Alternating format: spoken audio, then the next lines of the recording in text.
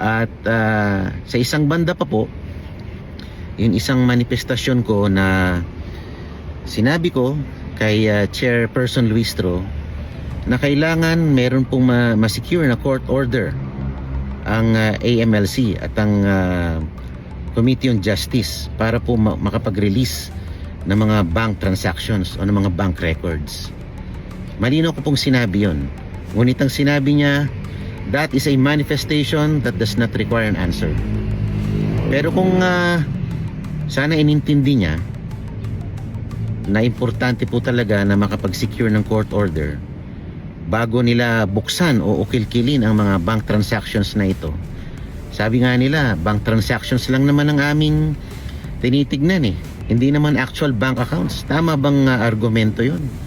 Ang mga bank transactions, ang kahulugan ng bank transaction, ito yung pagpasok at paglabas ng mga kaperahan patungkol sa isang bank account. Kaya ang bank transaction at ang bank records o ang bank account ay iisa lang. Hindi mo pwedeng paghiwalayin yun. They are essentially intertwined. Kaya hindi ko alam kung anong klaseng palusot po yun.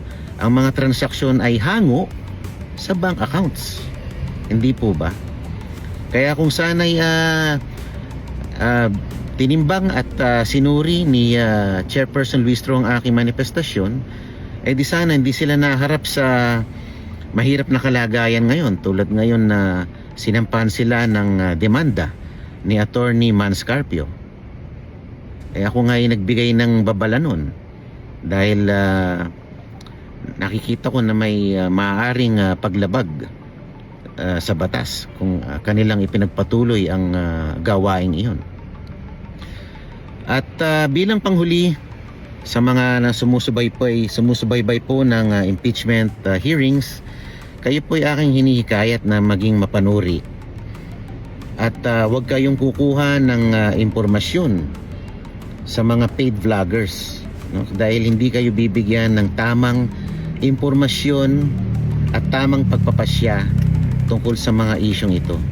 Dahil ang gawain ng mga paid vloggers ay putulin, i-splice, itago ang kabuuan ng istorya para bigyan kayo ng naratibo o spin na gusto nilang palabasin. Kaya kung kayo ay talaga nagsusuri at naghahanap ng katotohanan, mas maganda kayo ay mag-subscribe na lamang sa mga official sites tulad ng House of Representatives Facebook Live, House of Representatives YouTube Live, para makita nyo ang kabuuang progreso ng hearings. Dahil pagka merong papasukan na yan ng interpretasyon ng mga vloggers, eh mapapasukan na ng bias nila yan. At alam mo naman, pag ikaw ay bayad, eh kahit na mali, eh yun ang ipaglalaban mo, yung mga likong mga pananaw at punto de vista. Kaya maging mapanuri po tayo at matalino, at wag po tayong magpapaloko sa mga paid vloggers na yan.